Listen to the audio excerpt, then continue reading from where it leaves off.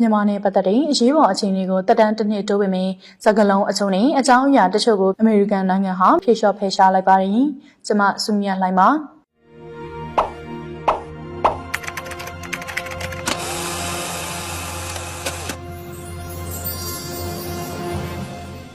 အမေရိကန်နိုင်ငံဟာမြန်မာနိုင်ငံနဲ့ပတ်သက်တဲ့အရေးပေါ်အခြေအနေကိုတက်တန်းတစ်နှစ်ထပ်တိုးလိုက်ပေမဲ့ကြေညာချက်မှာပါရှိတဲ့စကားလုံးအချို့နဲ့အကြောင်းအရာတချို့ကိုဖြေလျှော့ဖယ်ရှားလိုက်တယ်လို့သိရပါတယ်။ပြီးခဲ့တဲ့ဖေဖော်ဝါရီ3ရက်နေ့မှာအမေရိကန်လွှတ်တော်ကိုယ်စားလှယ်တွေဟာသမ္မတကိုတက်တန်းတိုးကြေညာချက်မှာလက်မှတ်ထိုးဖို့တွန်းအားပေးခဲ့ကြပြီးနောက်သမ္မတဒေါ်နယ်ထရန့်ကမြန်မာနဲ့ပတ်သက်တဲ့အရေးပေါ်အခြေအနေကိုတက်တန်းဆက်တိုးမှုမှာလက်မှတ်ရေးထိုးခဲ့တာဖြစ်ပါတယ်။ကန်သမ္မတဟောင်းဂျိုးဘိုင်ဒန်လက်ထက်ကမြန်မာတပ်မတော်ဟာဒီမိုကရေစီနည်းကျရွေးကောက်ခံအစိုးရကိုဖယ်ရှားတာလူထုဆန္ဒကိုညှဉ်းပယ်တာမြန်မာဒီမိုကရေစီကူပြောင်းခြင်းနဲ့တရားဥပဒေစိုးမိုးရေးကိုထိခိုက်စေတာစတဲ့အချက်တွေပါဝင်တဲ့ကြေညာချက်တစ်စောင်နဲ့မြန်မာနဲ့ပတ်သက်တဲ့အရေးပေါ်အခြေအနေကိုကြေညာခဲ့တာဖြစ်ပါတယ်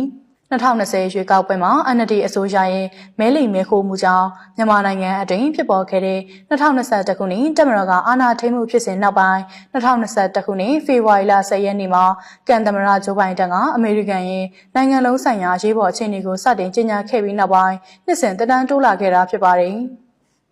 အမေရိကန်နိုင်ငံမှာ1986ခုနှစ်ကစတင်ပြဋ္ဌာန်းခဲ့တဲ့ National Emergency Act (NEA) နဲ့အညီကန်ဆိုရကမြန်မာနိုင်ငံကိုအမေရိကန်နိုင်ငံအတွက်အမျိုးသားအရေးပေါ်အခြေအနေအဖြစ်သတ်မှတ်ကြေညာခဲ့တာလည်းဖြစ်ပါတယ်။လက်ရှိအမေရိကန်သမ္မတဒေါ်နယ်ထရန့်ဟာလည်းသမ္မတဟောင်းဂျိုးဘိုင်ဒန်ရဲ့ကြေညာချက်ကိုမရှုတ်သိမ်းပဲ2026ဖေဖော်ဝါရီ10ရက်ကစလို့နောက်ထပ်အရေးပေါ်အခြေအနေကိုတစ်နှစ်သက်တမ်းတိုးလိုက်တာဖြစ်တယ်လို့ဖေဖော်ဝါရီ3ရက်နေ့ကသမ္မတရဲ့အိမ်ဖြူတော်ကကြေညာခဲ့တာဖြစ်ပါတယ်။